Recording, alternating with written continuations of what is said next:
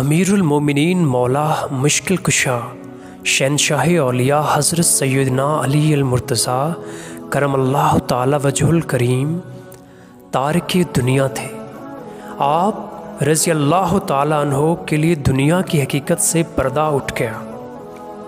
ہدایت و بصارت نصیب ہوئی اور ضلالت و گمراہی سے محفوظ رہے۔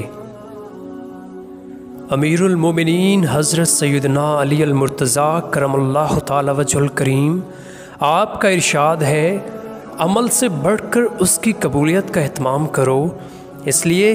کہ تقویٰ کے ساتھ کیا گیا تھوڑا عمل بھی بہت ہوتا ہے، اور جو عمل مقبول ہو جائے وہ کیوں کر تھوڑا ہوگا۔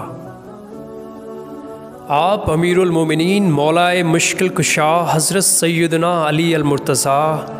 کرم اللہ تعالی وجہ الکریم، آپ نے ایک اور جگہ ارشاد فرمایا، میں دو چیزوں سے بہت زیادہ خوفزدہ رہتا ہوں، ایک خواہش کی پیروی اور دو لمبی امیدیں۔ خواہش کی پیروی سے تو اس لیے خوف آتا ہے کہ یہ حق قبول کرنے میں رکاوٹ بن جاتی ہے اور اس پر عمل کرنے سے روکتی ہے، اور لمبی امیدوں سے خوف زدہ ہونے کی وجہ یہ ہے کہ یہ آخرت بھلا دیتی ہے۔ آپ نے فرمایا خبردار، دنیا پیٹ پھیرے جا رہی ہے اور آخرت ہمارا رخ کیے ہمارے قریب آ رہی ہے۔ ان دونوں کے اپنے اپنے بیٹے ہیں، لیکن سنو، تم آخرت کے بیٹے بنو اور دنیا کے بیٹے نہ بنو، اس لیے کہ آج عمل کا دن ہے، یہاں حساب نہیں ہے، اور کل حساب کا دن ہے، وہاں عمل کا موقع نہیں ملے گا۔ امیر المومنین حضرت سیدنا علی المرتضیٰ کرم اللہ تعالی وجہ الکریم نے فرمایا، میری 5 باتیں یاد رکھو،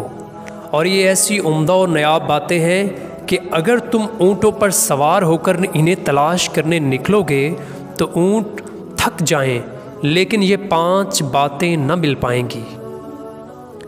بندہ صرف اپنے رب عز و جل سے امید رکھے،